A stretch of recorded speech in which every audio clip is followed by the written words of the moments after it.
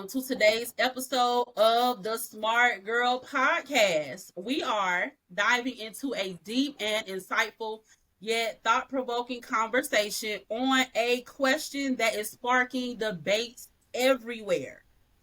Is the church losing its grip on millennials? On today's episode, we will explore why this generation is rethinking faith, spirituality, and their relationship with the church. Whether you are a devout believer, a curious skeptic, or somewhere in the middle, this episode promises to challenge your perspectives and ignite meaningful dialogue. I have three wonderful guests on the pod to give their unfiltered perspective on the topic and also to respond to some questions as it pertains to the impact of the church.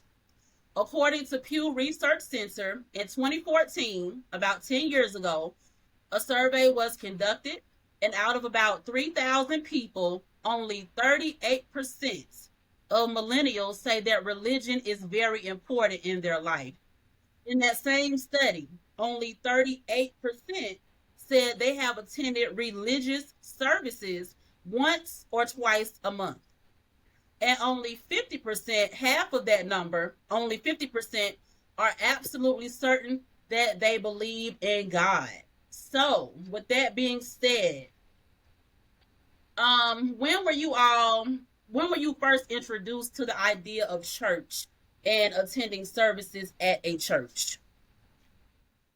I'll go first. I pretty much have been in church all my life. So like my mom still to this day sings at church. Like every Sunday we went to Bible study, we went to Sunday school, we're at all the events. So like church is like deeply ingrained into my life. So I've pretty much been in church all my life up until my adulthood. Okay, all right. What denomination, if you don't mind me asking? So I'm AME, African Methodist Episcopal. Okay. All right, Mr. Leonard. How were you introduced to the idea of church or going to church?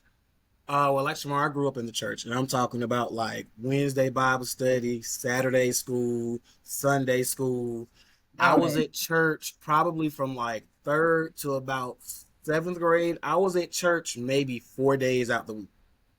Oh wow. My family was heavily involved in our church. We have a very small community church, so everyone knows everyone. Like I think at max, our the congregation was maybe 50 people.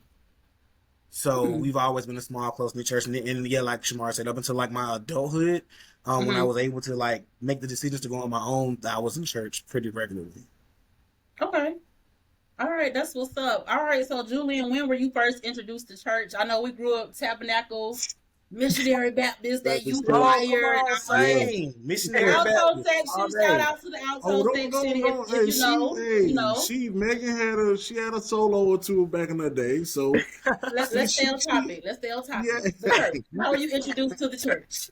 But I was introduced. I mean, Megan, no, I mean, Tabernacle is greatly a historic church in West Palm Beach. Is we're talking about maybe like, what do you say, Megan, about 120 years. 1893. Yeah, 1893. So nice. We grew up historic. My mother and my mom and my aunt were raised in the church. My grandmother was one of the original members of the gospel chorus. And I grew up going to Sunday school, just like Megan. We were in a youth choir together from the age of maybe like 12 to like 16. Youth choir practice every Saturday, Sunday school. Then, I remember we had vacation Bible school. Like the first week out of school, we were going straight to Tabernacle for vacation Bible school. So church has been enriched in me from a very young age. So probably I'll say like Linnell's Dr. Shay, she said, I think probably about till my adulthood kind of veered off a little bit, but church has been in my life for as long as I can remember. Okay. All right. So same here. All right. So do you all believe that church connects with the needs of millennials? So when I say millennials, I just want to do some research real quick as far as the numbers is concerned. So millennials, just so we're all on the same page, 28 to 43. All right, 28 to 43. So if you were born between 81 and 1996, you are considered a millennial. So do you feel like the church connects with the needs, the current needs and perspectives of millennials? Anybody can start. Uh, I Yes or don't no? know. I know for me, When I church, say church, I mean the black church. the black church. Okay, but Mhm. so I think for me, I know for a fact, like there is no way possible I could be where I am without faith, God being a part of my life, and the things that I've been through. And so I believe church has had an impact on my life as a millennial. I think for today's youth, I think they don't take religion as serious, and I think social media has a lot to do with that. Social media has a lot to do with a lot of things that are Mhm. different now, but Yeah. uh, I think for me, as you get older, as a kid, you don't really take heed to church. It's just something your mama say you got to get them go. You got to get them go to church. You going to Sunday school. I mean, for me in my household, if my mom didn't go to church, I still had to go. So uh, I know I know faith church has been a part of my life, and I think it has helped me along the way. So I'm sure you all feel the same way. But somebody can go ahead and go ahead and input. Lionel, you want to go? Because I can go. All right, so well, in regards to church facilitating the needs of millennials, I think that it facilitates the base need of community. But I think that also as millennials, something that I feel like our particular age group, we have grew up on a time before ease of access, and now we're living in ease of access. So I think that church doesn't always facilitate that ease of access need. Like every church doesn't have a Facebook channel or something we can roll over and just turn on. Like we're accustomed to that now. Like because Yeah, we all grew up going to church, but now there's literally an option to stay in bed, watch watch church it. on TV. Right. Like even pastors having podcasts that could be considered your church. I Oh don't think wow. I didn't know that was a thing. every single church does not facilitate that need, but I Mhm. think that the baseline of community, that's regardless if you're a millennial, Gen X, Gen Z, Boomers, whoever. Like I think church does still facilitate the community aspect. Yeah, I think I would agree and disagree at the same time. If that makes sense. So I feel like certain churches are able to meet the needs of millennials. Like if they're a church that's like more in a bigger city, for example, because I come from a very small town, like we only have a caution light. But if it's like a small town like that, then I don't think that they're able to meet the needs of millennials. I know in my church specifically, they are doing better, but a lot of millennials are not like it's like growing up compared to now. It's the number of millennials has drastically decreased. It's like a lot of more older people, and Yeah. things like that. But we're also leaving the community. So I agree with what Lionel said, and I agree with what Julian said, but we're leaving the communities. And so since we're leaving, we cannot build back into those churches and build those communities up in those churches. So What do we're you mean moving to leaving? places. What'd you say? What do you mean leaving? I'm sorry. So Leaving the like in my little small town with the caution light, because it still just got a caution light. We just got Dollar General. There's oh not many millennials. Like I mean, it's a small town, y'all. Haddock, Georgia. Okay, it's the best in the world, but it's a small town. Like it is a small town. But we leave because there are other opportunities for jobs and things like that. But okay. oftentimes, millennials specifically don't go back to live there to Mhm. build up the church or to build up a community, and instead we build up other places. And I think that that kind of leads to why other places are so more equipped to nourish millennials, I guess is the best way to say it. Like Can I places in hop LA. on what you just said, Shamar, real quick? Go So ahead. like now, as we're all millennials, do you guys feel like that? Like we just as far as like going back and rebuilding, do you guys feel like just us in our particular generation that pressure has been on us a lot? Like I feel like on our generation, the need to go back to where you came from and improve and build up has been really pushed on us, whereas our parents and their parents' generation was more so go, branch out, spread. But I think a lot of the responsibility, because I had a conversation like that with someone from my church I grew up in, but I don't live in the area anymore, so I don't go that often. And she was just like, you just like left us, and it wasn't that I left, but it's like, you know, I grew, and like I've lived in other places in the country, I've lived in other parts of the world, so my view on things is broader. So whereas had I never left, I may have felt like I needed to go back and participate more and be in that church, opposed to I do have these opportunities and options to go elsewhere. I just wanted to gauge, ask y'all, that you guys feel just like our generation has been like not burdened, but definitely saddled with that responsibility of going back to home and like improving and building up. Absolutely. Well, I know, A little bit, not too much as far as the I mean, because responsibility. Megan can confirm this. Like Tabernacle is very Old, old fashioned. Like they go by a program. Like archaic. yeah, like they have a Yeah, program. Like each service is construct. You know, so I guess we grew up in that structure, that Baptist structure. yeah. Yeah. So Oh and yeah, for me, absolutely. it would be hard for me. I mean, I'm gonna always Tabernacle is gonna always have a place in my heart, no matter what. Yeah, I can't say if I was back in West Palm Beach, that was more so.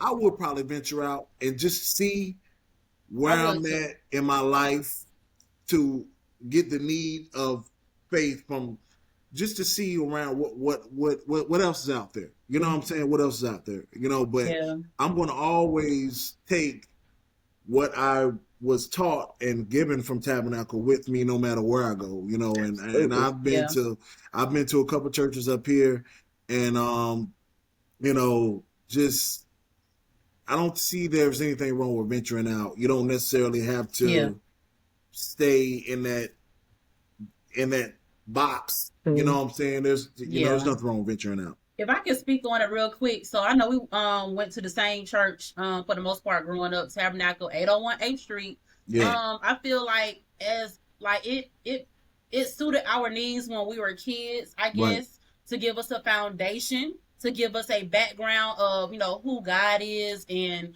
you know, as far as like family values, and, you know, where that fits into our overall structure as a family, as a community. But Hmm. I feel like as we've gotten older, I still feel like my core values are the same, but I feel like the church, and I don't want to say that the church needs to adjust to, you know, us and how we do things, but I Hmm. feel like the method of communication, or the way that they I guess give the information, I guess, if that makes sense Yeah. to people our age.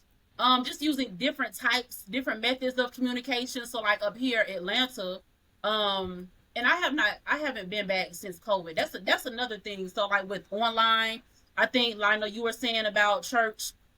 We can just roll over, and you can, you know, you can go to YouTube, or you said some pastors or churches have podcasts. I didn't even know that was a thing. Yeah. But like since COVID was back in 2020, and everybody was like virtual and, you know, doing it on YouTube or online, it was like ever since things have gotten back to where we can go face to face, I really have not felt that like push to really go back face. So I'm like, is that good or bad? Like, I don't know. I have not physically been back in the place of worship since all that COVID-19 stuff started.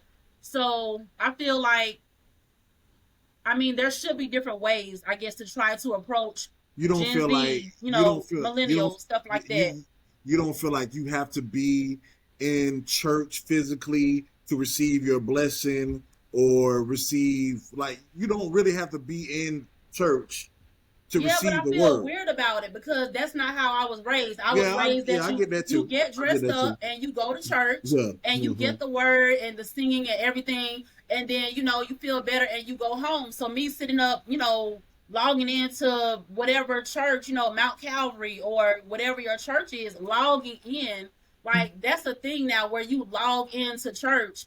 And I feel like sometimes, not all the time, but it could kind of take the authenticity a little bit You're out not getting. of You don't feel church like and what it's meant to be for us. you don't I feel don't like know you're how getting y'all fulfilled. feel. You don't feel like you're getting fulfilled enough if you do that. Yeah, Okay, yeah. I got you. Like it's not really the same experience. I Yeah, like the singing. I like the praise and worship or whatever. I like the singing. I'm not really, just being honest, I'm not a really listen to the word and the word and all of that. Like I get it, but Oh, when you they more into start talking worship. about like You Bible like and into scripture, praise it's and worship. hard. Yeah. It's difficult to follow when you start, I don't know. Um, okay, I think I feel a little bit different. Because I stopped going to church pretty much when I went to college. I mean, I'm gonna just be honest. Like, unless I was just home for a break, like I stopped going to church. But then I also had like a change of thought, like after taking a couple of religion classes and doing a couple of other things, like in college and broadening my horizons. I just feel like I don't need to necessarily go to church to get my blessings. And like COVID-19 kind of helped me, I guess, reaffirm that for myself. Like I've been to church since COVID, and I went to church a little bit before COVID at my home church. And it's drastically different. Like it's still a good experience. I'm not saying that, but it's different because we don't like they do it on Facebook Live now. They take offerings sometimes on Cash App. Like if you can't make it and you want to give Right. The way that you pay is different. I was like, oh like my they God. they don't even have like they don't do the announcements no more at my church. They got a QR code. Like you better scan the QR code and get Oh, your nice. I was just shook. I'm like, Oh what? wow. But I also just don't feel like I have to go to church because I feel like God is everywhere. And I feel like I can praise the Lord wherever I want to praise the Lord. Because I listen to preaching. I'm just like you, Megan. Like I listen to preaching. I love the songs. So the songs is where I, get my little, you know, Right, right, right. all that. But I just feel like I can read the Bible, talk to God, understand God, like literally anywhere, instead of just having to do that just at church. And I think that's a Yeah. misconception that people have is like, oh, you have to go to church to go to heaven. Mhm. No, you don't No. have to go to church. As long as you praise God and give God grace and give God thanks in everything that you do, every aspect of your life, you can do it in your bed. You don't have to get up. So true, as long as you're giving God thanks, true. that's how I feel like it's okay. So you don't necessarily have to go to church, but going is, Mhm. not a bad thing, but definitely Mm. go. Right, I'm right. like, I actually stopped going a lot when I got to college as well. But like now, the Bible says that when two or more are together, that can be church. So as long as you have, if somebody else is with you, you have church. But there is something, two things. There is something, I don't want to say spiritual, but there's just something very intimate about making the decision to go to church on your own when you leave home. Like when you get to that point in your life where you're like, okay, like because it happened to me in Right. college, it was like, okay, I Yes. need to go to church, and I'm saying this for me, not Right. because someone's asking or making me. It's like I feel like I need to go. And there Right. has never been a time that personally that I went to church where the message that was delivered was not the message I needed to hear. Mm-hmm. Like never. And like there's been like gaps in time where I haven't went to church like the full year. And the one Sunday I go was literally the message The I needed to message for hear you. based on Yeah. something I was going through in life. Yeah. Yeah. And now I do think I do think that there is a disconnect when you are watching it online. So I wouldn't but that just goes back to the ease of access, but I would never like say don't go to church. Now I'm not in the camp of if you don't go to church, you're going to hell or anything, but I do that there is something about being amongst other people, like just the energy of the congregation, the energy of being around Yeah. other people, everybody just It's there for like different. the main thing, opposed to just you being by yourself in the bed watching it on the phone. Megan, have you been to any church up here? I have there's a place, Friendship Community Church off of Mm. Old Fairburn Road. So like the older pastor, he retired a couple of years ago. So they have Pastor Daly now. He's like maybe early 40s, mid 40s. And he's like the new pastor now. He's married, 2 kids, and I feel like I like it. I like the church.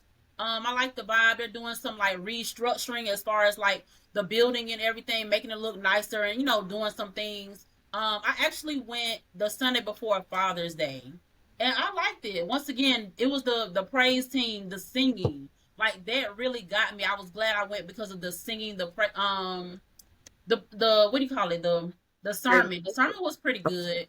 I liked it. It was nice. He kind of, I like the way that he connected it with like real life and stuff like that. It was cute. He talked about Toy Story, the little characters, and Buzz Lightyear to infinity and beyond, and then he was like, God's love is to infinity and beyond. Like woo, like okay, it was cute. It was cute. So I was glad I went. It was all right. But do y'all think that like the decline in millennials reflects like a societal shift away from organized religion? Like, how do you all feel about organized religion? So when we talk about people who are Muslim or Christian or Catholic, do you feel like millennials, is there a societal shift, like as far as being one of the main reasons why they're just feeling like, I don't have to go to church. Therefore, they're telling their children that we don't need to go to church. Is there some type of societal Yeah, thing I think happening? a lot of us are hanging on the word spirituality a little too hard because in conversation, that's what a lot of my friends say. Well, I'm not really religious, I'm spiritual. I've And I heard mean, I'm that. I've guilty heard of that. saying that as well. And I think people's definition of spiritual may be different. Like my definition of spiritual is like you have your own personal relationship with who you deem your creator is. And you talk to them and you pray and you do necessary things that you feel you need to do to be a follower of that particular faith. Religion is man-made. It's a structure to keep It us is. It is. beholden to Yeah. a certain point. At one point, it was kind of like religious people. The church was the only people that held the money and could read. Mm-hmm. Like that was it. Everyone else was just kind of like deaf, dumb, and stupid, walking around listening to what the people that could read could say. And so I think religion itself has always just been used as a mechanism to control populations. Yeah, and Mhm. I definitely, from a historical standpoint, definitely agree with all that. And and what's interesting, I guess, is that most of the religions come from like the same stories, like Judaism, Mm-hmm. Christianity, and Islam are all like connected. Like Mhm. Abraham's the father and all of those. And it's interesting to see how different millennials are in those three, different religions. Like personally, it's just a personal opinion. Ain't no data. Okay, it's just a personal opinion. I feel like um people who practice Judaism and Islam, their millennial group is more connected to their religion than Christians.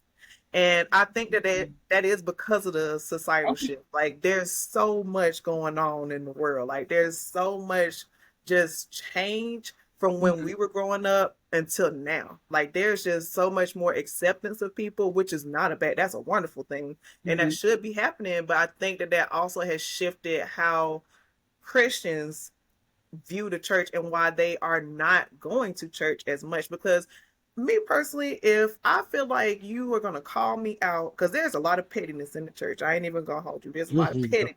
It So if I is. feel like you're going to call me out when I go to church for whatever sin because you think that your sin is better than my sin, I'm not going to go to church. And I know that there are some people out there that feel like that. So I think that is something that, comes into play when millennials are not going to church.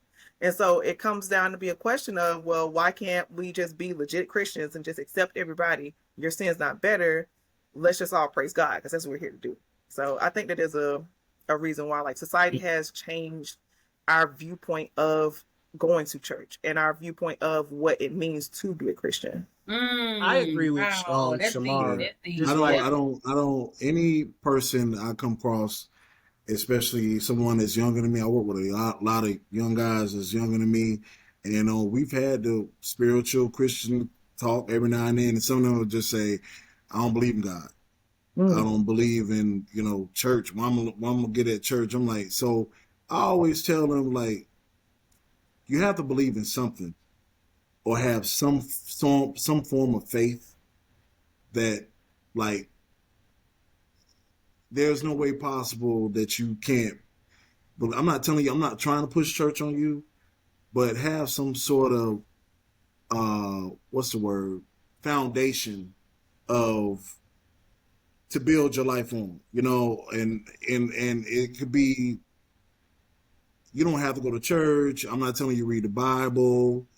It can be positive affirmations, something that just brings some sort of faith and positivity in your life. So like uh things change all the time, and like society we have the mindset. I mean, people change their views and points every single day, and like I said, social media has a lot to do with that. So I just try to tell guys, just have faith to believe, try to believe in something, or keep some positive affirmations around you. That's my whole thing. I don't try to push church on anybody. I definitely don't do that. Question. Oh, okay, go ahead. I'm sorry. Can I just piggyback on what Shamar said earlier? My bad. All right. I think the biggest difference between Christians, people of the Christianity, Judaism, and Islam is people that are Muslim and Jewish. Their faith is intertwined with their identity, like with their ethnicity. Mm. Whereas with Christianity, and I think it's a good and bad thing, but the push for Christianity is so mainstream it almost feels secular. And whereas like the Jewish faith and the Islam faith still appears to be very exclusive. Like when you see someone that is practicing the Muslim faith, you know that they practice the Muslim faith without them saying anything. The same with most Jewish people per their ethnicity, because there are different people that different types of Jews, but a lot of them per their ethnicity, you can tell that they're Jewish. And I think that Christianity has very much an open door policy, which isn't a bad thing. But I think that because of that, it's for our generation, it seems to be very, I can pick it up when I want to and drop it when I need to. Yeah. And I think it's also very easy to separate. And because of what you said about just the behavior and the culture in church, specifically the black church, it's a lot easier to disassociate yourself from the church, not necessarily from the faith, but from the church. Right. Wow. That was it. Yeah. And the other religions, I would have to say this, they're much more open on certain topics. Like, I know, like, in the deep black church, like, talking about same-sex marriages, sex, certain topics, like, they feel like certain the black churches try to veer away from. And you can't really veer away from because all that stuff is in the Bible. Yeah. You know what I'm saying? And most religions, I mean, the Judaism, they all talk about those things. And I think that helps society a lot too. Like you said, acceptance, being accepted, who you are, whether you're straight or LGBT, it's all about being accepted. And I think most deep black churches don't like to talk about that stuff. You know what I'm saying? And like, I don't think, Megan, I don't think we grew up, like, I never heard any, Tabernacle would never, didn't talk about stuff like that. You know what I'm saying? They did it. I mean, it's a lot of older people that started the church that are like really the core of the church. It's older people like baby boomers, that age group, stuff like that. So like just, to talk, like you said, about sex or about, different lifestyles or whatever the case may be, like those are just not topics that that our church really wants to go there and really talk about. But I mean, like it's happening. Like it's that's just how it is. People are different. We are not a monolithic community anymore. Like nobody is all black anymore. Nobody is all white. Nobody is all Spanish. Like people are multicultural, multi everything. And it's just like the church is, I feel like, back to kind of like the topic or whatever of this episode, it's like kind of the decline, part of the decline is because the disconnect of, kind of like what Julian said about straying away from those real topics. There are families that love God and there are two moms. There are families that love God and there are two dads. You know what I'm saying? But church, the black church has to get to a point where we can have those conversations without judgment because it's just, like I said, it's something that we have to, if you want to reach millennials, if you want to reach us, if you want to bring our families back to church or at least, have some type of connection or reconnection, you have to be able to come to terms with what is actually going on in our lives and how we're living. and in Yeah. the world today, things and like accept that. things that's going on in the world today. Yeah. And So like you my said, that yeah. mhm. Go ahead, Megan.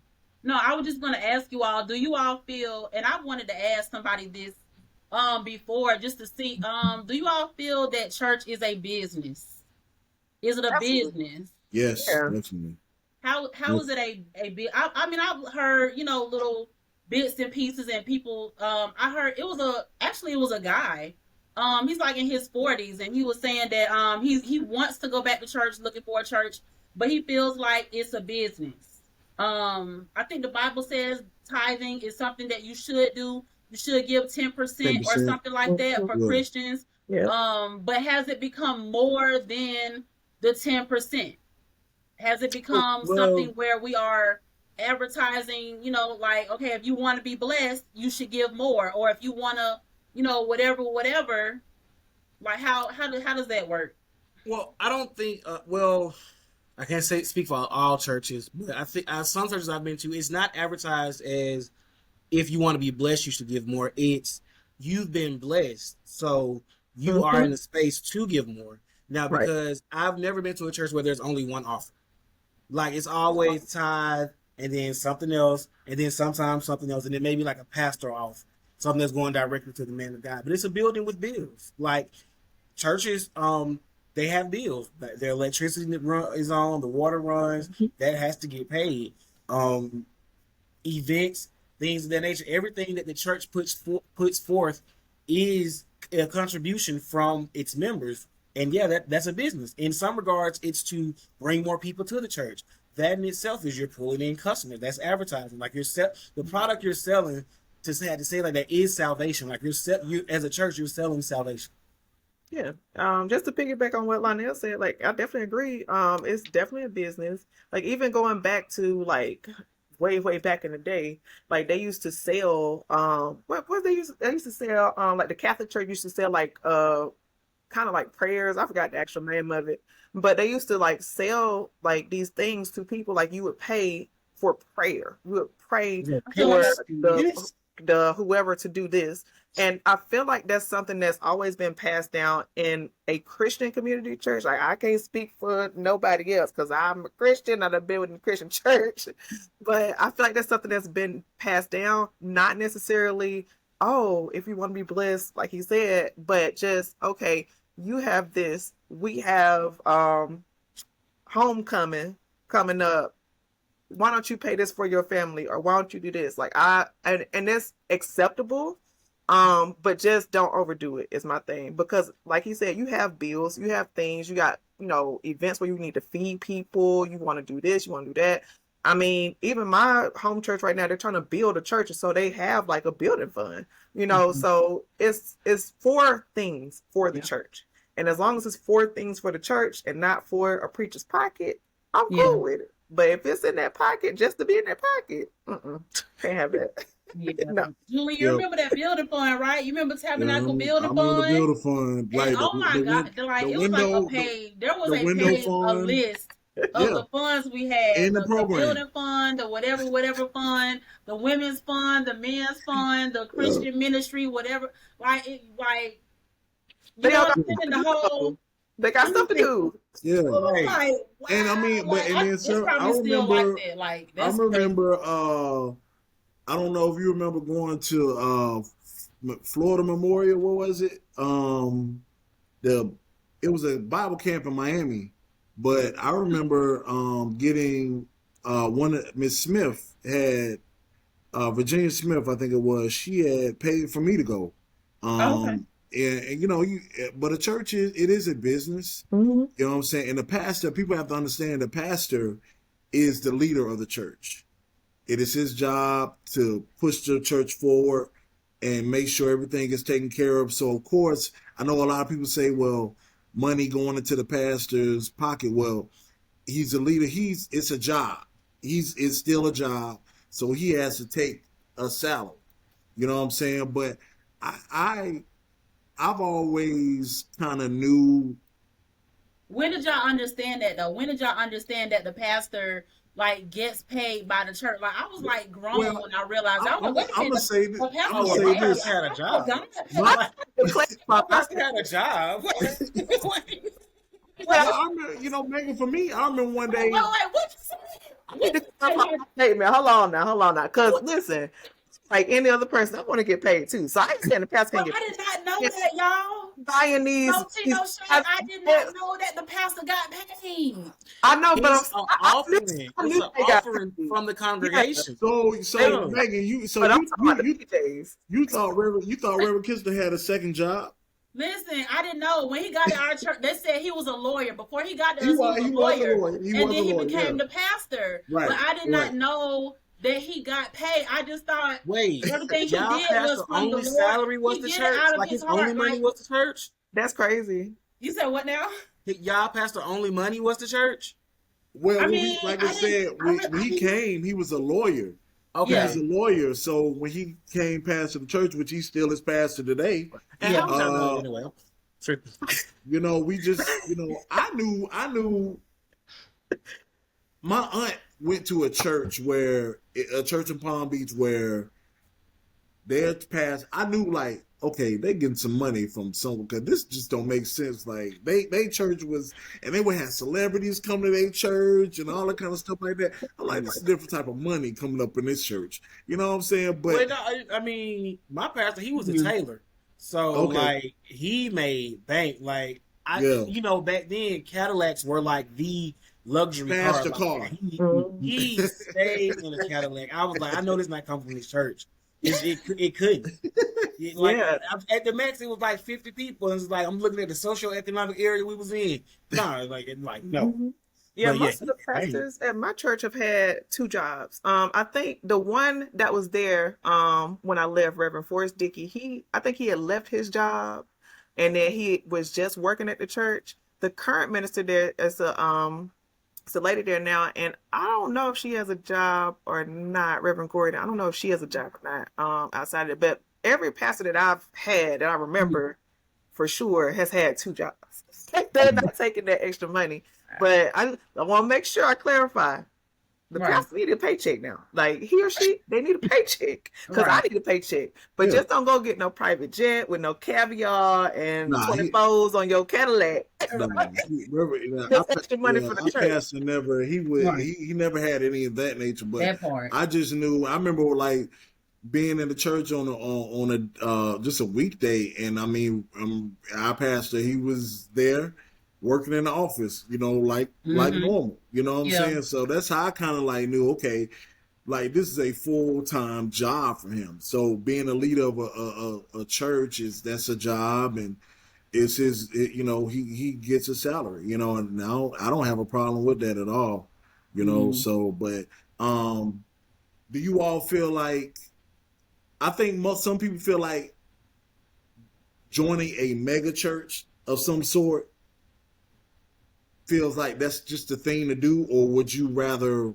like you both of you all have said y'all grew up in smaller congregations, do you feel like going to a mega church is like the thing to do? Cause I see some people like post up, or where they in TD Jakes church, or I remember down here New Birth in Atlanta was the big mega church to go to. Do you feel like Yeah. you will get more Eddie fulfillment Long going to a Church. mega church? Yeah, Eddie Long, and we all know the history Um, of that. Yeah, I think it goes back to that sense of community thing. Like I think that those like mega churches offer a mega sense of community. Like yeah, if you feel like you're, it's like you walking around with a Gucci belt on, son, you go to New Birth. Like that's how it used to be. Like that was I don't want to say a sign of status, but kinda.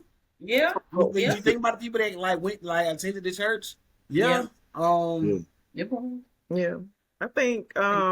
I think some people, not everybody, but I think some people go for the clout of going to New Birth and, oh, my pastor is Pastor Jamal Bryant. Like, like, okay, good for you. Are you getting the word though? Like, did you Yeah. hear what he said? Yeah. Are you listening? Yeah. Because for me, I mean, I just don't like a real big church personally. Yeah. I would like to have a smaller sense of community with my church because that's what I'm used to. And I know, getting out of my comfort zone would be a great thing, but I like a small community church. Okay. That's just me. But Yeah. I don't feel like it would be a bad thing to go, especially if you're really there for that pastor to hear the word, to praise God. It's not a bad thing for anybody. Yeah. I don't know. I don't know if I can do the mega church, but I like smaller churches too. I feel like you can get the spirit anywhere, but sometimes mega churches just feel a little suspect sometimes. Like I don't know, like those type of churches tend to stay in the news more than the Hmm. small Mount Calvaries or the AME church or whatever. Like I don't remember the last time those type of churches were in the news, but the mega churches are like always in the news for something. And that kind of like almost like a red flag to me sometimes when the pastor is doing this and doing that and it makes the news or it's on social media and so now it's trending and stuff like that. And so now you have Jamal Bryant, you have Newberg, and like he just got married, right? But he's He got been married engaged. before, so like people are talking about he's been married before, and it was a lady on like Real Housewives of Potomac or something. I don't really follow it all the time, but so he married her. And then, like, he cheated or something, and then they got divorced or whatever. And so now he's marrying this other lady. And so they're talking about him and this lady, and how she wears these tight outfits and she's trying to be this, and he's making it seem like this, that, and the third. And I don't know if people feel like that had like one has to do with another. Like, are y'all like kind of aware of that little situation with him getting remarried and he's been married before? Like, Yeah. does that affect him as a pastor being able to lead his congregation with the type of women that he has been? Yes. Um. Okay. So, as a viewer of Real Housewives of Potomac, Right. she's his ex-wife. Let me say that Giselle, right? Giselle? yeah, Giselle. She a little Yeah. messy on the show, and Yeah. She's so Giselle, pretty. it's cool. But one thing that they do talk about on the show is her time as a pastor's wife, and like Mm. everybody, even people she would be beefing with, be like she's a wonderful first lady, like because she acts very first lady like in Uh-huh. certain aspects, and so like they've always said that about her, and I don't think that it impacts Jamal's preaching per se. My question, because the girl that I'm sorry, the woman that he's engaged to is like a junior pastor or something at the church. Yeah. She's So like my a pastor or question something. was like, Like co-pastor or something like that. right, and I'm like, what are we doing in the pulpit? Like, I don't know nothing wrong. It's like dating somebody at your job, and me personally, I just no, no, no, no, no. But I Yeah. was just like, that's kind of an interesting dynamic because once y'all get married, like how is that going to work out? And I'm pretty sure nothing won't change, but it's just like your dynamic change because you're now in a Yeah. marriage with your co-pastor, junior pastor, whatever she is, to the church. So it's kind of, I'm just want to see how that's going to play out for him or her. But I'm like, Yeah. but like what Megan said, like, see that stuff like that, that will be like, okay, so are you about giving a word here, or this is about being in the spotlight or keeping this? You know what I'm saying? Stuff like Yeah. that will be a red flag for me. I personally wouldn't want to flock to a church like that. But the thing, when I first moved and when I met my wife, her grandmother was actually the pastor of a church called House of Faith Prayer Ministry in Decatur, Georgia. And my wife's grandmother was a pastor. She's deceased now, Reverend Annie Thomas. But it was it was such a family oriented church. Like it was a small congregation, and they literally it was in their church was in the storefront, and like the sense of family and values that I got from that. It's the same thing I grew up with. That's what I really loved about going to my wife's grandmother's church Hmm. because it was what I was used to growing up. It was just in a Yeah. smaller setting. You know what I'm saying? And my wife's grandmother was such a value to her community. The way she reached out, anybody could walk in, get a meal, or she was just giving. So when I look for a church, those are the things I look for, such as what Linnell said: community, the community giving back, the youth ministry, stuff like that. I look for like the mega church aspect of it. it's it's okay. Like I've always wanted to go to TD Jake's church to Just to see what experience, it was like. yeah, just to see the environment, experience Yeah. it live, you Mhm. know. But I don't necessarily need to go to a big mega church to get the word. You know what I'm saying? So Yeah. yeah, I don't What need happened to mega. Creflo Dollar Church up here?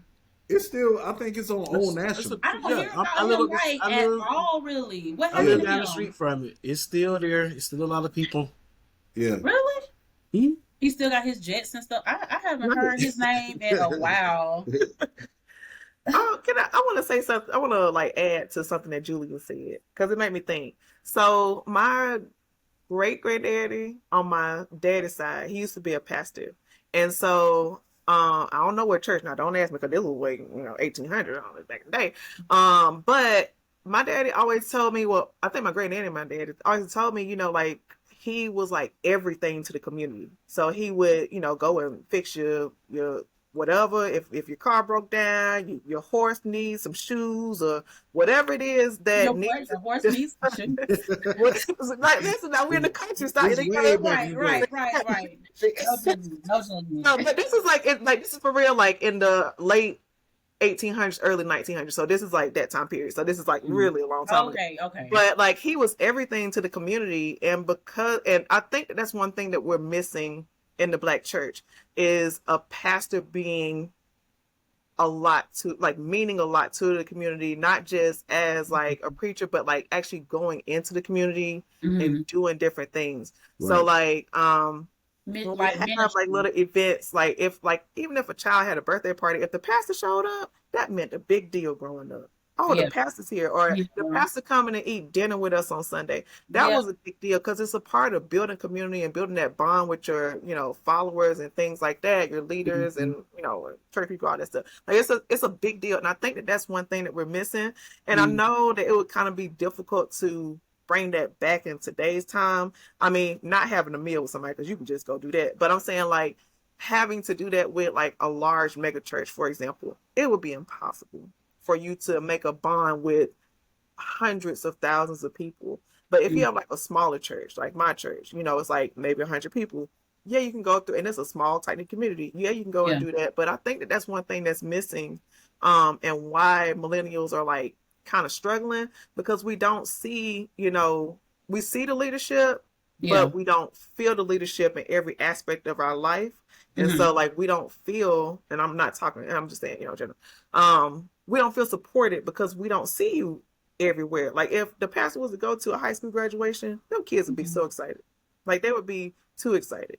But then you got other things, social things that stop that because you can only have 10 tickets or, their child might be graduating or whatever, comes into that. But I think that that's one thing that we, as Black Christians, can definitely work on is having not, and really not just the pastor, having everybody just go back into the community and be a community, build a community, support one another, and stop tearing each other down, stop talking behind the back, stop gossiping, all Hmm. that other stuff. Like just be a supportive community, and that does start with the leader, which is the pastor. Amen. Amen. I agree to Be that. trying, girl. Be trying. Well, y'all listen, y'all got some good points. Like y'all making me think like this is like so interesting. Like the whole dynamic of the church and everything. Like it was my Mhm. so I was taught that the church came out of slavery. Well, for us, it came out of slavery. So like the first church, I believe, was like AME. They needed a place to worship where all the slaves could gather and they could talk about what the master was doing and think how could we get out of our situation and still keep our families together. And then the church just became, as over time, it became like different denominations, AME, Methodist or Baptist or other denominations over time and stuff like that. But I don't know. Do y'all feel like there are some things, like what are the parts about the black church that you all feel that they need to go back, as they say, go back to the roots or go back to the basics or whatever? What parts of the black church do you all feel, if they were to bring those back or do more of or something like that, that you feel would kind of bring millennials back? Well, like just thinking back from a historical standpoint, the church was always heavily ingrained into HBCUs. And I know I'm going a little bit further than, like just regular kids in school, but like I'm just really thinking about it. Like the churches were heavily ingrained into HBCUs. And I feel like they aren't as much now. And I know that if they were more heavily ingrained into college life, like for those colleges, it would be a better influence for like kids growing up now. Like it's too late for us. We old dogs and goats and stuff like that. We aged out of that. But if they were more heavily ingrained, but no, if they were more heavily ingrained, like they were back then when they did start, doing all this stuff, like, starting all these colleges and right after slavery ended and Reconstruction's going on, and they like the churches, are where they're talking about politics. Like the churches where they did everything. Once slavery ended, the churches where they did everything. And we don't do that anymore. We do it everywhere else. Except where we're supposed to be doing it. So I think that they need to get back involved into colleges. And I think that we need to start just being physically at church more. For me, I think it starts with the youth. More youth programs to put more back into. Like I said, me and Megan were. I mean, every Saturday we were. What you want to say about 2 hours? You choir practice, rehearsal, or doing something that had to do with the kid. Yeah, right. We were. Yeah, we took trips like every summer or something. Yeah, we were always doing something. The kids were always doing something. I remember we went. I don't know if you. I don't remember one spring break. Did you go on a college tour? I feel with Reverend Ellis. I feel like Reverend I Ellis, did. That so was fun. We all I remember that. like it was us and like other kids in the area for a whole week. Our spring break, we went and visited like 5 or 6 colleges. I'm talking about. We went. I think we visited LSU, Florida, Prairie. Yeah, it was in a big bus. Yeah, that was nice. And like there was a very vibrant youth program where it kept us out of trouble. We were always in the church doing something. Yeah, you know what I'm saying. So I think you got to go back. Your youth is your future. So putting up to more emphasis in those youth programs in the church, I think will help a lot in the black churches. Let's just get back to that a little bit more. Yeah. Amen. Okay. All right, Mr. Leonard. What do you think would bring millennials back to church if we were to see either some things that have already been instituted or some new I things? agree with both Shamara and Julian, but emphasis on, because this is something that was very hands-on and was very prevalent. Watch the kids. Like if churches start offering just like a little after school or right now, just a few hours in the middle of the day, get a babies a lunch or something, people will bring their children. Yes. Like that, like Get a baby. Yeah, they're getting them up out of there. Right, like children's church. At my church, they call it children's church. Like I don't really like. I think that like Julian said, it all goes back to the youth. But you have to find ways to reach the youth now because they're not us. Like they're not like their parents wouldn't even say, "Hey, get up and go to church." They would look at their parents like they're speaking Portuguese or something. Yeah. Whereas if they didn't say it, the expectation, like Julian said earlier, was for us to still go, whether they said it or not. And so, and it's a lack of, they don't have the type of structure that we had growing up. And like church gave us that type of church gave us structure. It gave us a sense of purpose, even at a young age. No matter what we were doing, like we had somewhere we were supposed to be. That wasn't school or like in the house. It gave us like the sense of community, and I think that's what churches have to do more so of, just go back into the community. And I think COVID did probably like the worst numbers on the church. Like a lot of churches never recover after COVID, like never. So that's it. Okay. All right. So my last question, you all, before we wrap up today, do you feel like the black church is necessary to raise respectful and obedient children? No, but it definitely would help reinforce it. Okay. I think I can agree with that. Like, you don't have to go to church because I know some folks that are non-believers of any kind of religion, but their children are well behaved. So it's not necessarily like you have to go. And that's not to say that they weren't raised in the church because they Right. probably were raised in the church. Like somewhere down the line, somebody got structured. But I don't think that you have to necessarily be a churchgoer, actively going to church to raise structured children. No. Okay. Two no's and I think it's a little bit of both for me. I think church gave me some form of structure, and but I do agree you don't have to put. It's all about the parenting. So I don't Mhm. believe you have to put your kids in church to give them some values and show them how to act. But Mhm. for me it was it helped me a lot. You know what I'm saying? Just that Mhm. discipline and respect. Uh, but I don't think you have to put them in church. But if it could help a little bit, I agree with that too. So Now I will say this though, if the church made changes, like huge changes, Mhm. then yeah, I would say I'll change my answer to yes. And by huge changes, I mean like if they had them grandmas and the older church ladies like we had to go and tell our mama, or better yet, just pop us in the Right. mouth if we did something crazy or said Right. something crazy. If they had other people, like in the church like that, like some kind of more, if they had more structure within the church community, like Mhm. Like an more accountability support. system or something. Yeah, mhm. then yeah, I would say I would change my answer to yes because I know that I mean that helped me because my grandma and everybody in my family, all my cousins there. So I mean, what am I supposed to Right. do? I can't do I nothing I crazy. will never forget, Megan. We were at we had our Listen. fourth. We did what, fourth Sunday before we were Yeah, fourth you Sunday. talking about Miss Wilkins Yeah, and up I'll never forget. I was talking up there like in the choir. Oh in my the God, I choir, love and that Okay. lady. Rest in later peace, Miss on, Wilkins. She was up later, there. yeah.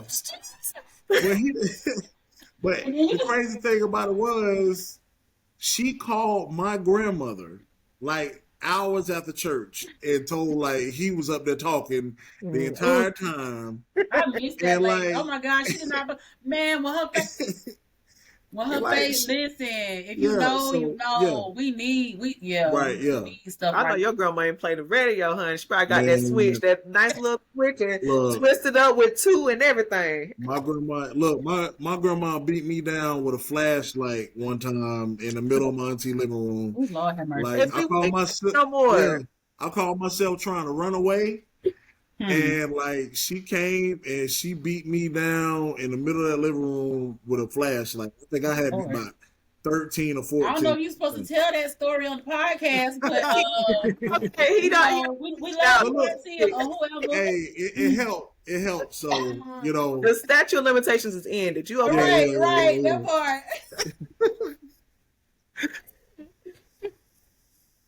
That's hilarious. Oh my yeah. God. So listen, I want to thank my wonderful guest today for joining me on today's episode. I really, really appreciate everybody's feedback. Like, listen, y'all really said some stuff that would make somebody think. So I hope that anybody who is, watching and things like that, that they'll kind of listen to what we've been saying and just kind of let some things marinate on their spirits Yes. as far Right. as it pertains to the church and making your own decision as far as in your heart, is this for me, is this something that I need to teach my children, and things like that, generational information, just to keep our legacy as Black people going, to keep our legacy healthy, and things like that. So I want to thank y'all so much. So guys, hey everybody, I would like to thank you all for tuning in to today's episode of Smart Girl Podcast. If you enjoyed today's episode, please make sure that you like, comment, and subscribe on this video. We would really like to hear from you. Until the next time on the Smart Girl Podcast, listen, remember, may your brilliance continue to enlighten the road ahead.